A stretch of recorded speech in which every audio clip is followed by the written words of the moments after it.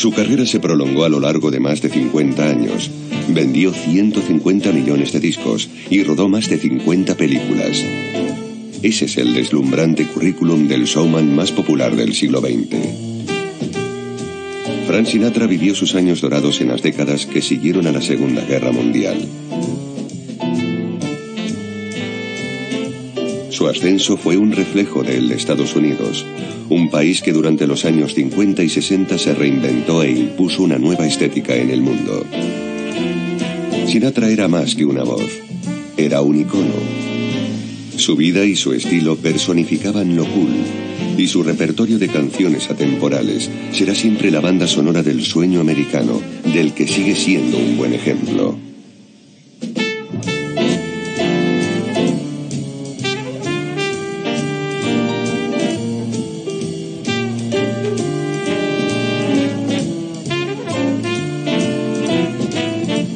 Frank Sinatra o la Edad de Oro americana.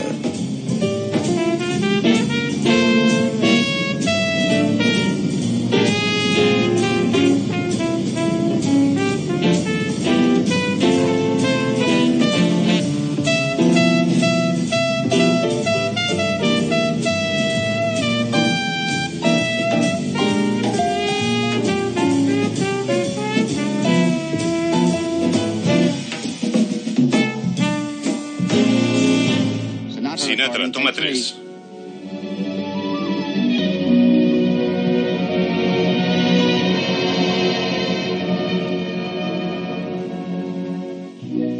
If you are but a dream, I hope I never waken. It's more than I could bear to find that I'm forsaken. If you're a fantasy, then I'm content to be in love with lovely you, and pray my dream comes true. I long to kiss you, but I would not dare. I'm so afraid that you may vanish in the air. So darling, if our romance should break up, I hope I never wake up. If you are but a dream.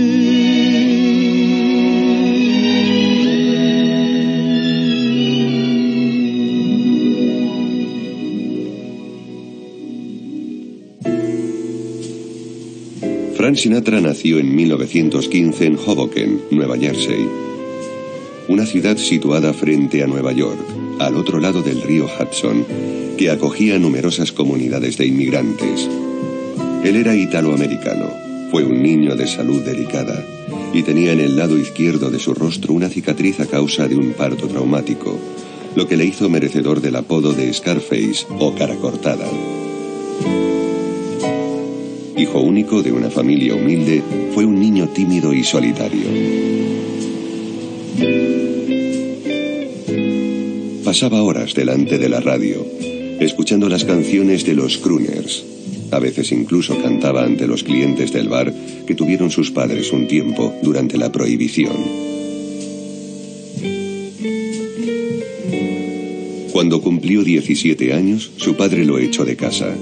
Le dijo que ya era hora de que se las arreglara solo. En 1939 el joven cantante contrajo matrimonio con Nancy Barbato, una vecina con la que había mantenido un noviazgo de casi 5 años. Pero su vida iba a dar un giro. El espagueti flacucho de Hoboken pronto se convertiría en un fenómeno musical como nunca se había visto en Estados Unidos.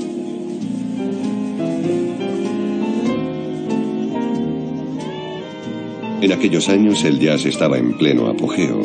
La gente acudía en masa a los clubes a bailar con las big bands y las emisoras de radio retransmitían los nuevos sonidos a todo el país. Frank participaba en concursos de aficionados y cantaba en bares de carretera, a menudo por cantidades irrisorias. La música era lo único que le hacía vibrar. Estaba convencido de que triunfaría y de que su voz era lo único que podría permitirle llegar a ser alguien algún día. En 1935 pasó a formar parte de los Hoboken Four, un cuarteto italoamericano con el que estuvo durante un año. Y en 1939 ya estaba en otro nivel.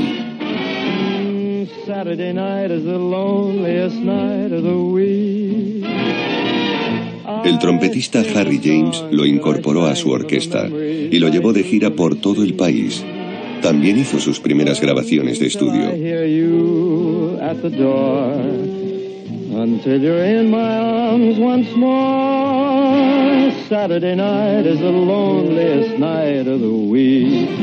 Meses después, a principios de 1940, se unió a la orquesta del trombonista Tommy Dorsey, uno de los más populares del momento, y no tardó en convertirse en su vocalista estrella.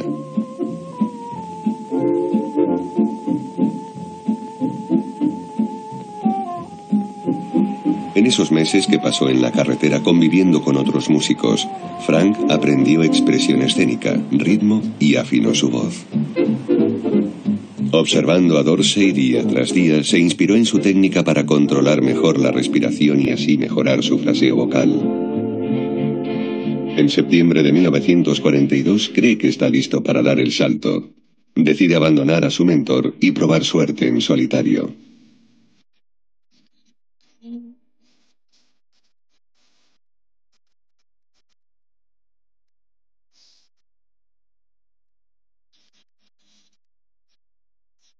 Y lo hizo en Broadway, en el Teatro Paramount.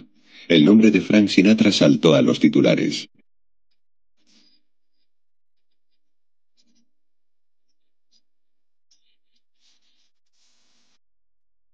Desde su primera aparición en solitario en diciembre, todos sus conciertos provocaron la histeria colectiva. Miles de adolescentes luchaban a brazo partido para poder aplaudir a su nuevo ídolo.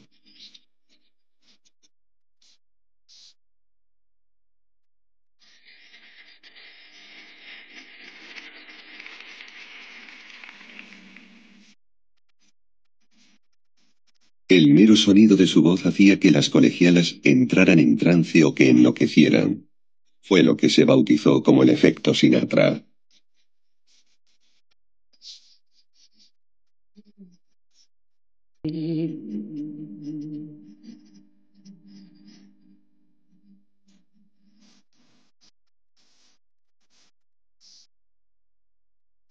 En pocos meses, su vida cambió drásticamente. Ahora era la voz, el cantante romántico que llegaba al corazón de un país marcado por la guerra, un crooner de primera clase que podía entablar una relación íntima con su público, algo nunca visto hasta entonces.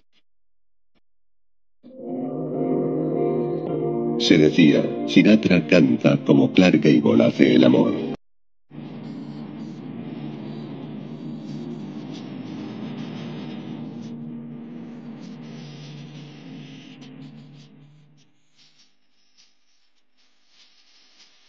Firmó con la discográfica Columbia, y sus primeros sencillos sonaban sin cesar día y noche.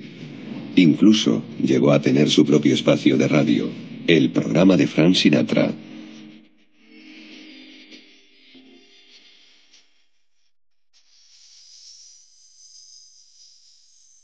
Naturalmente la fama guió sus pasos hasta los estudios de Hollywood, cuyos musicales cada vez eran más populares entre el público.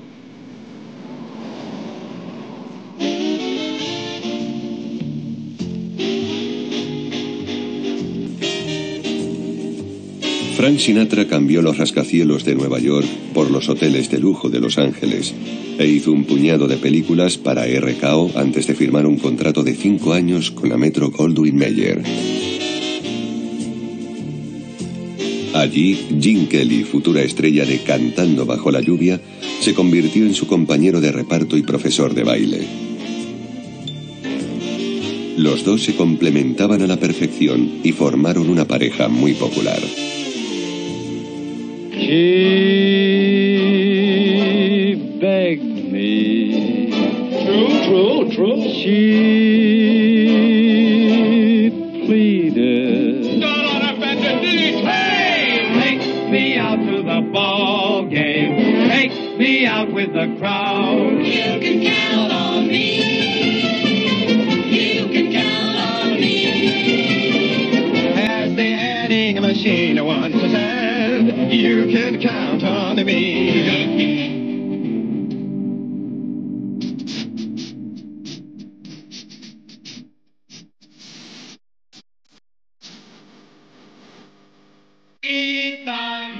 La última colaboración de Sinatra y Kelly, Un día en Nueva York, fue también el primer musical que se filmó en escenarios reales. El rodaje atrajo a miles de curiosos. En el barrio italiano, donde Frank era una estrella, la policía tuvo que intervenir para contener a sus enloquecidas admiradoras.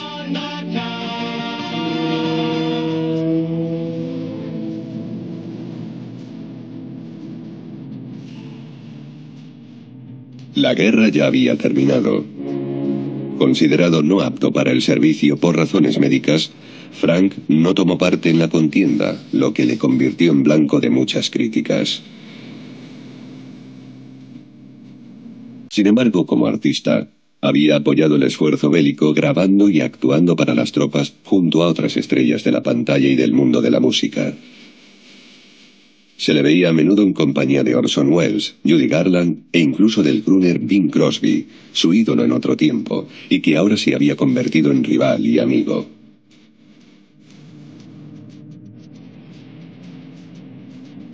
Frank apareció en un cortometraje propagandístico en el que se interpretaba a sí mismo y advertía a unos niños sobre el antisemitismo o cualquier forma de intolerancia.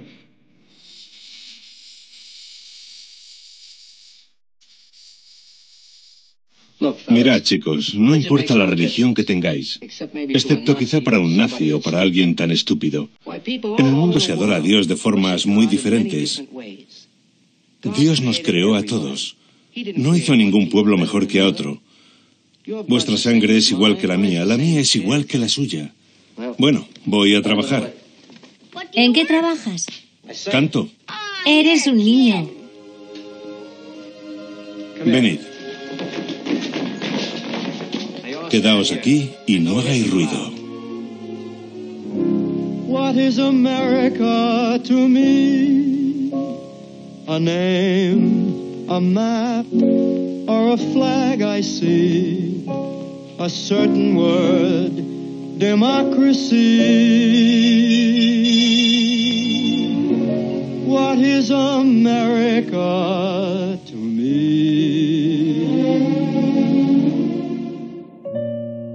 Pero con el paso de los años, la imagen ideal de ese Frank Sinatra que enarbolaba la bandera del sueño americano, un modelo de integración social, empezó a agrietarse. Sus declaraciones a favor del Partido Demócrata durante la campaña de 1944 lo convirtieron en blanco de la prensa conservadora, que lo acusó de simpatizar con el comunismo y desde entonces no perdió la oportunidad de atacarle al menor desliz. Se vigilaron sus relaciones con el mundo del AMPA, que entonces controlaba entre bastidores gran parte del negocio del espectáculo. Durante un viaje a Cuba en 1947 se le vio en compañía de varios padrinos de la mafia, invitados por Lucky Luciano. El periodista Lee Mortimer le acusó de estar relacionado con el crimen organizado y de transportar dinero procedente del tráfico de drogas. Incluso contactó con el FBI para exigir que se abriera una investigación oficial. Frank lo negó todo, pero aunque no se pudo demostrar su culpabilidad, el incidente quedó grabado en la mente del público. Y cuando varias semanas después propinó un puñetazo en la cara a Mortimer en un club de Hollywood, demostró que podía convertirse en un chico malo, de temperamento violento e impulsivo.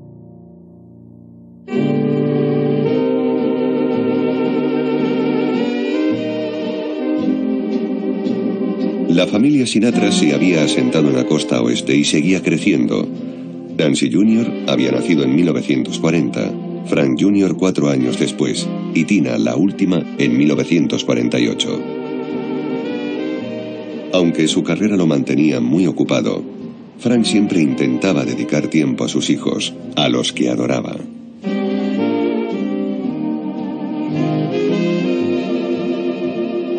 Pero también se dejó llevar por los excesos de Hollywood y mantuvo numerosas relaciones extramatrimoniales con jóvenes starlets como Marilyn Maxwell o Lana Turner.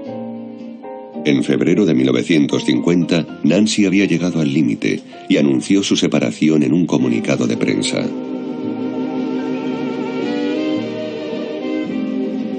En aquel momento, Frank estaba viviendo una apasionada relación con Ava Gardner, una belleza escultural que había conocido en los estudios de la Metro.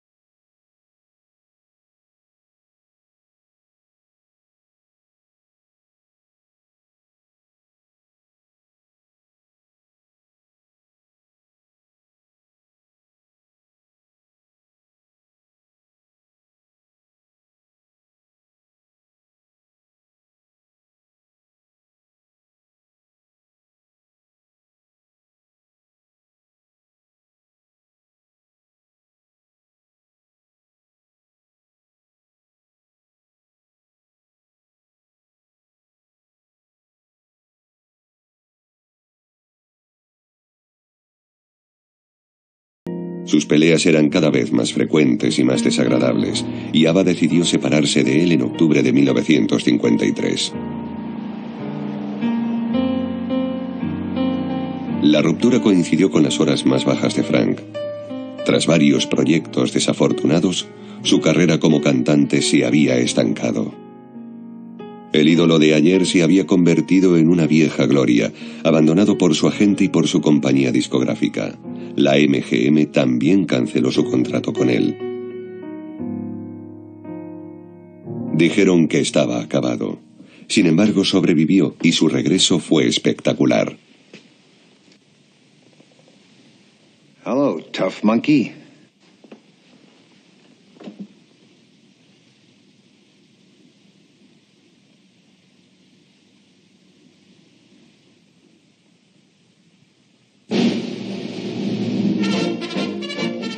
La vuelta de Frank al cine se debió al personaje de Angelo Maggio en la película De aquí a la eternidad.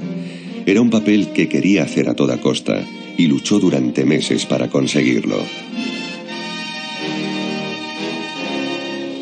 Es posible que unas palabras de Ava Gardner al oído de la esposa del presidente de la Columbia influyeran. Incluso se habló de que la mafia había presionado al estudio. Frank se identificaba con Angelo, un italoamericano de Brooklyn acosado por sus superiores en un campamento militar de Hawái. Solo era un personaje secundario, pero sabía que ese papel le permitiría por fin demostrar su verdadero potencial. What you doing in uniform? I was thinking of joining the army. Or maybe I'll go to Mexico and become a cowboy. You want to go with me? You keep on drinking, you'll be as much use as a melted candle. You're absolutely right. Bartender, whiskey. Large whiskey. Excuse me. Hey, buddy. Sam. Hey, coming out, fellas. The Terry Gimmel's basement. Stand back there now. Here we go. 7 for daddy. 5 deuce. Hey, 7. Snake eyes. That's the story of my life.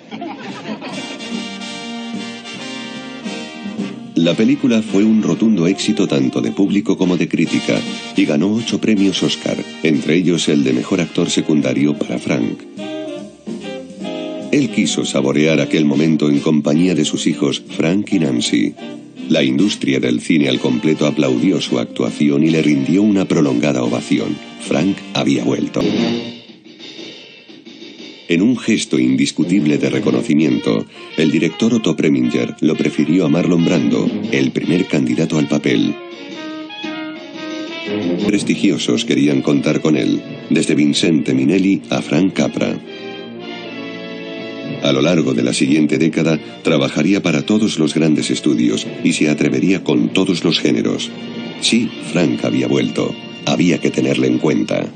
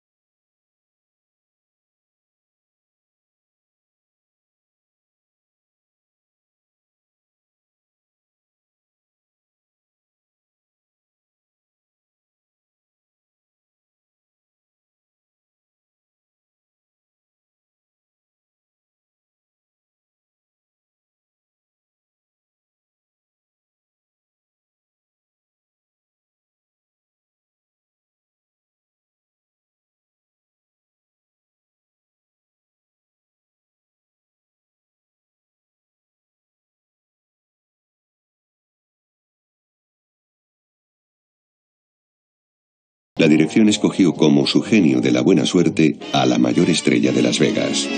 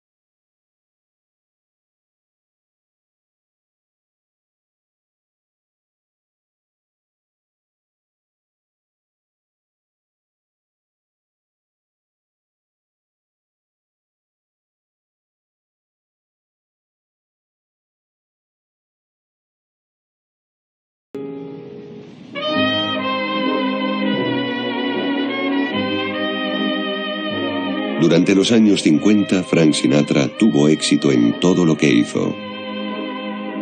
Era un artista reconocido y un hábil hombre de negocios cuyo nombre, rostro y voz eran conocidos en todo el mundo, y hablaba directamente a su público en muchos de los trailers de sus películas.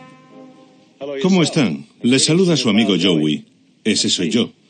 Por supuesto, soy Frank Sinatra. Pero en mi último trabajo, interpreto a Pal Joey. Soy su amigo Joey. Y antes de que vean esta singular película, hay algunas cosas que deberían saber sobre él. Primero, que vive en un mundo propio. Incluso tiene su propia jerga, con un montón de joeísmos, por decirlo así. Vamos a empezar con la palabra ratita. Esto es una ratita. Una preciosa ratita llamada Kim Novak.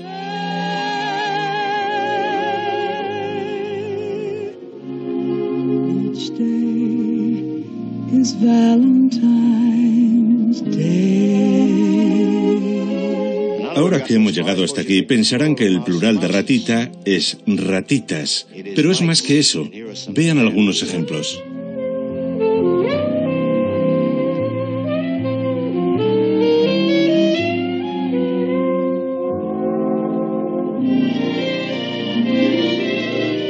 Para entender a Joey, deben conocer su filosofía. Trata a las mujerzuelas como a damas y a las damas como a mujerzuelas. She gets too hungry for dinner at 8. She likes the theater, never comes late. She'd never bother with people she'd hate. That's why the lady is a tramp. En la pantalla, las bellezas más deslumbrantes caen rendidas en sus brazos. Morenas, rubias o pelirrojas, ninguna se resiste a su encanto. Incluida la futura princesa de Mónaco, Grace Kelly, por la que se enfrentó a Bing Crosby en la película Alta Sociedad.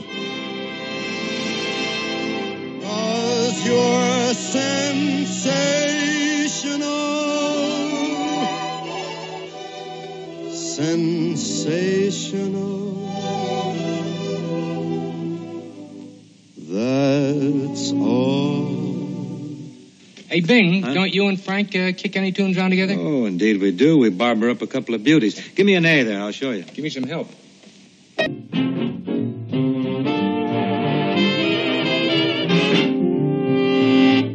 Fuera de los platos, su lista de conquistas no era menos impresionante. Se le atribuyeron aventuras con la mayoría de sus compañeras de reparto: Kim Novak, Natalie Wood, Deborah Kerr. Marilyn, la mujer más deseada del mundo, también fue su amante.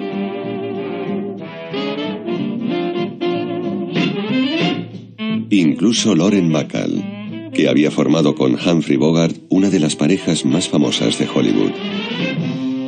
Cuando murió Bogart, Lauren se apoyó en su viejo amigo Frank. Esta vez, la relación era más seria y él llegó a proponerle matrimonio. Pero cuando descubrió que ella había hablado con la prensa de su relación, cortó abruptamente. A Frank no le gustaba perder el control de la situación y no perdonaba fácilmente.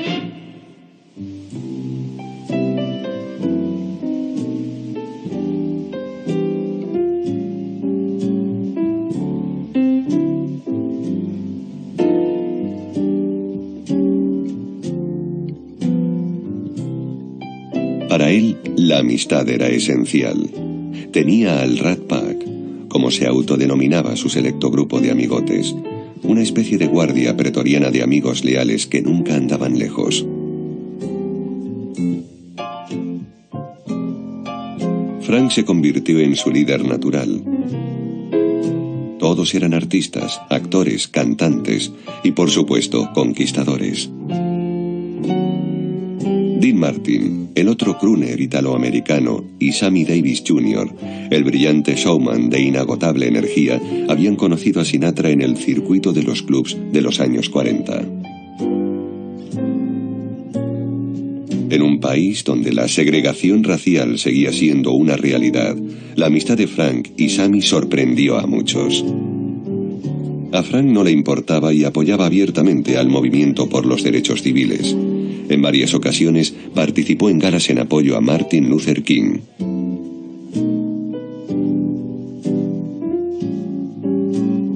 No podía ser de otra manera. Como músico y como amigo, había trabajado asiduamente con las mayores figuras del jazz: Nat King Cole, Billie Holiday, Louis Armstrong, Count Basie.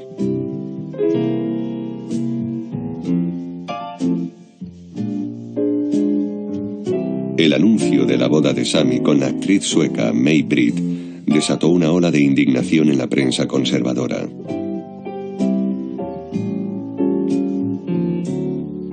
A pesar de las amenazas, Frank los apoyó públicamente y accedió a ser testigo en la boda.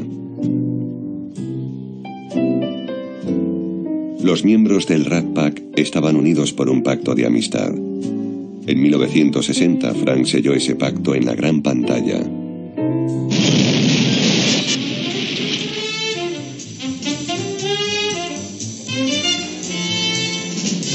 Ocean's 11, o la cuadrilla de los 11, reunió a todos los miembros del Rat Pack. Interpretaban a veteranos de la Segunda Guerra Mundial que se reunían para robar simultáneamente 5 casinos. Sam, how are you? Oh, same as always. I move, I breathe, I seem to feel the thrill of life along the keel. You sound like a ferry boat. I'm not a ferry boat, I'm a very manly sloop. Wherever I go, people stare at me in dumb admiration. Yeah, what happens when they speak? La película se filmó en escenarios reales de Las Vegas, y cada noche, al terminar el rodaje, el Rat Pack subía al escenario del Sands a animar la fiesta. El éxito de Ocean's 11 animó a Frank a reunir al Rat Pack para hacer varias películas más. Ninguna fue una obra maestra. Era puro entretenimiento concebido para el lucimiento de los miembros del grupo y de su líder. I swear the book's on Big Jim, but I don't hear nobody saying thanks. Thanks. That's all you got to say, huh? Yeah. All right, I'm going to give it to you straight. Robbo, listen to me. You're out of line. Now get back in line. Otherwise, I'm going to have you hit. If you have to have me hit, you have to have me hit. There's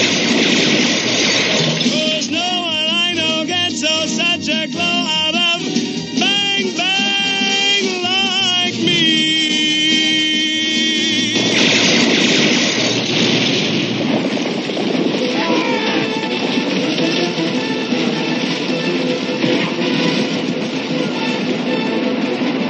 Will you stop clowning around and get up here?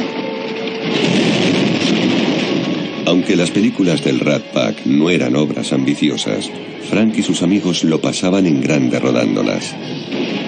Tras el estreno de Tres Sargentos, un crítico de Time Magazine la resumió así: Sinatra y su troupe son los pioneros de una nueva forma de arte, la película casera de $4 millones. En Las Vegas o en Palm Springs, un oasis de lujo en el desierto californiano, el Rat Pack personificaba la Dolce Vita al estilo americano. Alimentaban los sueños de una nación que adoraba a sus ídolos y para la que eran el paradigma del éxito. Frank estaba en la cima y su ambición parecía no conocer límites. En aquella época estaba fascinado con John Kennedy, el joven senador por Massachusetts y candidato presidencial. Estaba convencido de que llegaría lejos. Los dos hombres se hicieron amigos, ya que además de los ideales demócratas, compartían su debilidad por las bellezas de Hollywood. Frank prestó su apoyo a Kennedy. Movilizó a la industria del espectáculo y organizó galas de recogida de fondos. Incluso prestó su voz al himno de la campaña. Uno de los miembros del Rat Pack, Peter Lawford, jugó un papel determinante. Se había casado con Patricia Kennedy, una de las hermanas de John, convirtiéndose así en cuñado del senador.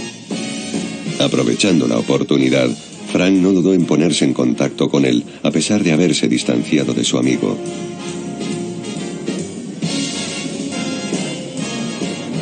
El 8 de noviembre de 1960, Kennedy ganó las elecciones y se convirtió en el 35º presidente de Estados Unidos. Como recompensa por su compromiso, encargaron a Frank la organización de la gala inaugural, para la que convocó a toda la élite de Hollywood. También tuvo el honor de acompañar a la primera dama al palco presidencial.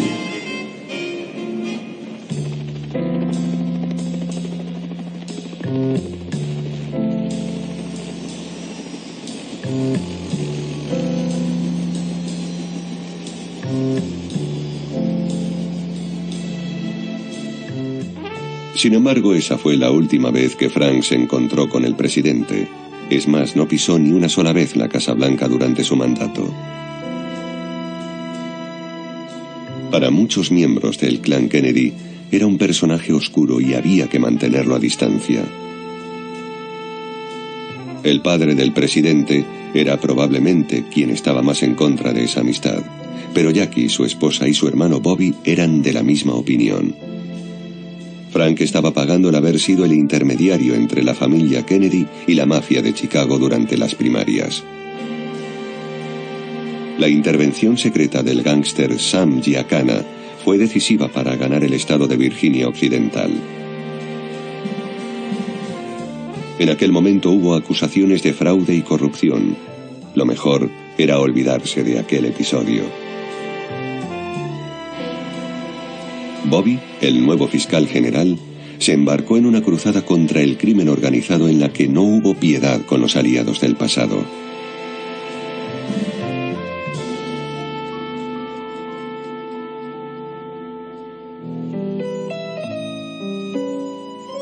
Pero para Frank, la mayor humillación aún estaba por llegar. En la primavera de 1962, John Kennedy emprendió una gira por el oeste del país y propuso hospedarse en la casa de Frank en Palm Springs. Bobby se negó en redondo y John acabó cediendo ante la insistencia de su hermano. Canceló la visita en el último minuto y optó por aceptar la hospitalidad de Bing Crosby, a pesar de ser un conocido republicano. El incidente desató la furia de Frank. Culpó a Peter Lawford, elegido por los Kennedy para comunicarle la noticia, de no haberle defendido y lo expulsó de por vida de su círculo de amigos.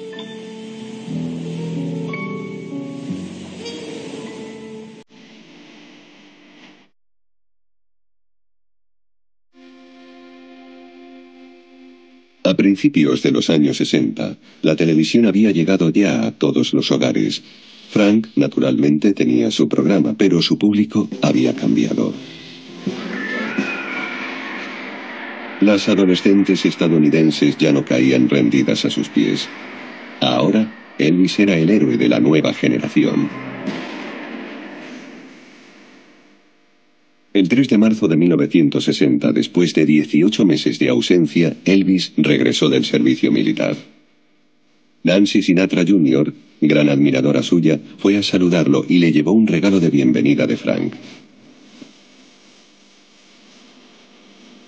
Fue todo un símbolo.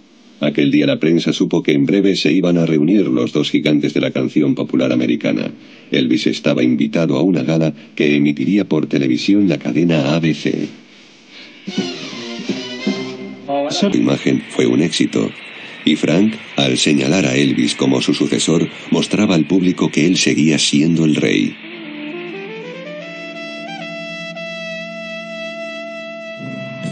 A la 1:25 la caravana presidencial llega al centro de la ciudad.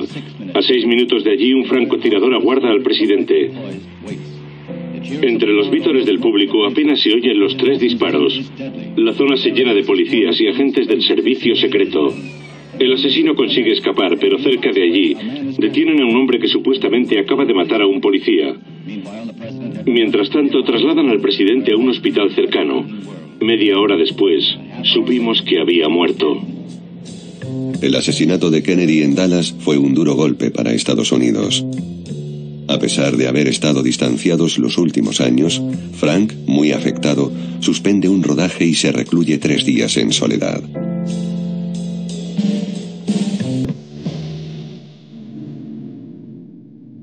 Apenas 2 semanas después, otro drama sacude su vida y esta vez le toca más de cerca. Su hijo Frank Jr., que acaba de iniciar su carrera como cantante, Fue víctima de un secuestro cuando iba a dar un concierto en un casino del lago Tahoe. El FBI puso en marcha una gran operación. Tras pagar un rescate de $240.000, Frank Jr. fue liberado y poco después fueron capturados los secuestradores.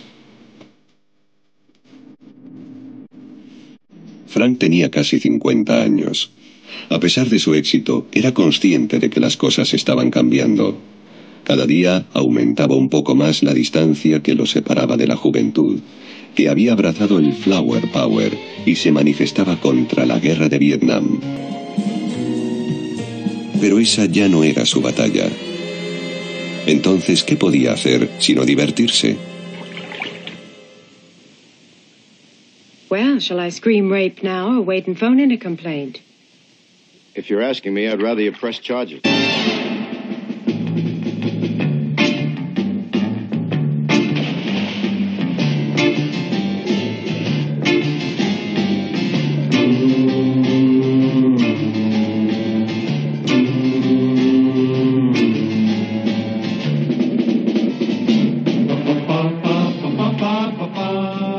A finales de los 60 y siguiendo la moda de la época, tuvo varios éxitos como protagonista de películas de suspense. En 2 ocasiones interpretó a Tony Rome, un detective duro y solitario, un papel que le iba como un guante. La acción es trepidante.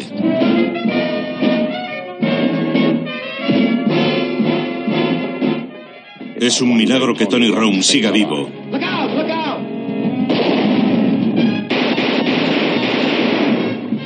Y soltero.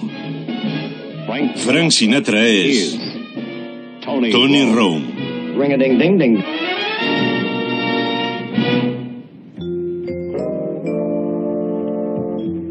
Este periodo de su vida también estuvo marcado por el fracaso de su tercer matrimonio con Mia Farrow, una delicada flor de los 60. Frank se enamoró perdidamente de ella, aunque costaba imaginar a 2 personas más distintas. Mia Farrow tenía 30 años menos que él, era budista, amiga de los Beatles y fumaba marihuana. No tardaron en aparecer diferencias irreconciliables entre ellos. La ruptura llegó en 1967 cuando Roman Polanski, un joven y prometedor director, ofreció a Mia el papel protagonista de La semilla del diablo junto a John Cassavetes. Frank, que la quería a su lado en Hampa Dorada, insistió en que rechazara el papel, pero Mia se mantuvo firme. La sentencia no se hizo esperar. Estaba rodando en Nueva York cuando recibió la visita del abogado de Frank, que le entregó los papeles del divorcio. El matrimonio duró 2 años.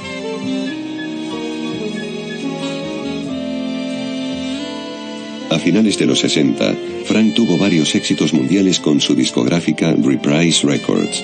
Strangers in the Night, Something Stupid, con su hija Nancy, o My Way. Pero sus discos, como sus películas, ya no eran grandes acontecimientos. Había llegado el momento de las incontables recopilaciones, de emotivas despedidas y regresos, y de los duetos con estrellas del momento. La voz tenía un nuevo apodo, el viejo de ojos azules. Pero el público no faltaba a sus conciertos y las entradas seguían agotándose. Cuando murió en 1998, Frank ya era una leyenda.